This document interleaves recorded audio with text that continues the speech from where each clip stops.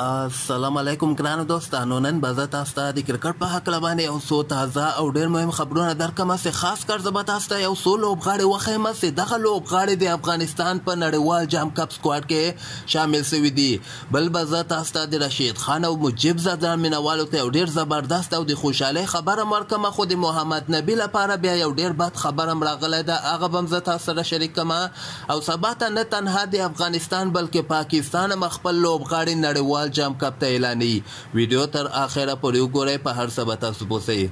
نو راځم اول زه تاسو ته وایم چې د افغانستان به که خیر سبا ته دغه T20 ورلډ کپ لپاره د افغانستان لوبغاړي اعلان کړي. دغلته جنجالونه ډېر زیات رامنځته شوي دي، خو دغه بعضې لوبغاړي چې زه تاسو ته ښیم چې په دغه کې حضرت الله زازی، ګلبدین نایب او قیس احمد، سلیم صافي او درویش رسولي غوندې لوبغاړي، یعنې دغه څلور پنځه لوبغاړي چې کوم دي دغه سکواډ کې اضافه شوي دي. نو ګوره چې افغانستان کرکټ بورډ سبا ته کوم لوبغاړي اعلاني، هغه به که خیر معلومات اوسې، خو ماته چې کوم خبر راغلی ده دغه کې زازی، ګلبدین دوباره راوستلی، قیس احمد راوستلی ده، درویش رسولي راوستلی او سلیم صافي غوندې لوبغاړي هم که خیري راوستل شوي دي. او د نه علاوه به زه تاسو ته د افغانستان مجیب زدران او د رشید خان مینوالو ته یو ډېر زبردست او د خوشحالۍ خبر ورکړم چې نن سهار په کریبین پریمیر لیګ کې د مجیب زدران د ټیم لوبه هم ترسره شوله، او په دغه لوبه کې مجیب زدران یو په زړه پورې بولنګ نندارې ته وړاندې کړی و. مجیب په نن لوبه کې په څلور اوورو کې صرف 18 رنزه ورکړی او د مقابل ټیم 3 مهم لوبغاړي ورته اوټ کړي ول، یعنې اولنۍ لوبه مجیب زدران ترسره کړله او دومره ښه بولنګ یې ترسره کړ. د رشید خان دوی ټیم هم نن لوبه ترسره کړې وله. دغه لوبه خو خیر اوسه پورې روانه ده، خو دغلته به زه تاسو ته وایم چې رشید خان ډېر ښه بولنګ نندارې ته وړاندې کړې ده.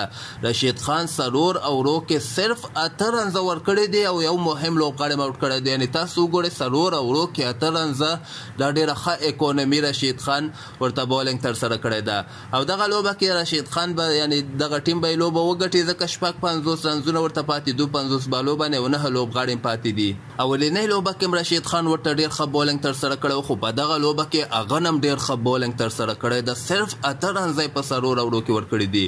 بل به زه تاسو ته د محمد نبي مینوالو ته یو ډېر بد خبر ورکړم چې نبي دغه خراب فارم په ایشیا کپ کې موږ او تاسو وکته چې بولنګ یې دومره خاص بولنګ ترسره نه کړه او بیټنګ یې بیخي دومره ښه ونه ځلېده.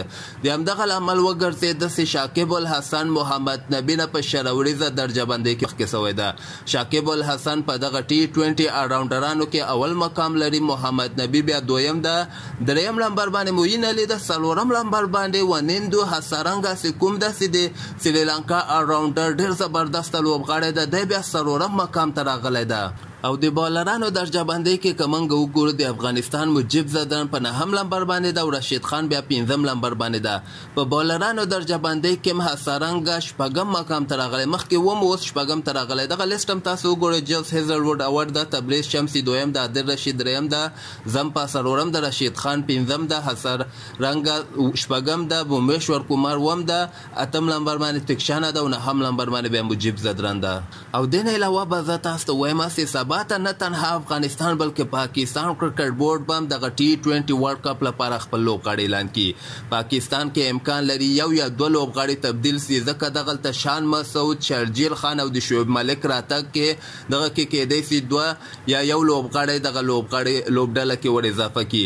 او بل به زه تاسو ته وایم چې نن ویسټ انډیز هم T20 ورلډ کپ لپاره خپل لوبغاړي اعلان کړي. تاسو وګورئ دلته نیکولس پورن کپټان ده، پواره وایس کپټان ده، کیریا ده، چارلز ده، کوټرر ده، هټمایر ده، هولډر ده، وډین سمیت ده، ریفر ده، میکوی ده، میرز ده، لیویس ده، کینګ ده، جوزف ده، حسین ده، یعنې تاسو وګورئ تقریبا ټول ځوان لوبغاړي اعلان کړي. اینډری رسل، سنیل نارین غوندې لوبغاړي، ډیرن براو غوندې لوبغاړي په ویسټ انډیز سکواډ کې نه دي شامل شوي. او په اخره کې به زه تاسو ته وایم چې اسټرالیا چې کوم د خپل لباس یې اعلان کړی، تاسو ته مخامخ ښکاري دغه به د اسټرالیا لباس په T20 ورلډ کپ کې چې کوم په اسټرالیا کې بله میاشته کې ترسره کیدونکي ده. نو همدغسې تازه خبرو لپاره تاسو دغه چینل هم در سره سبسکرایب کولی شئ.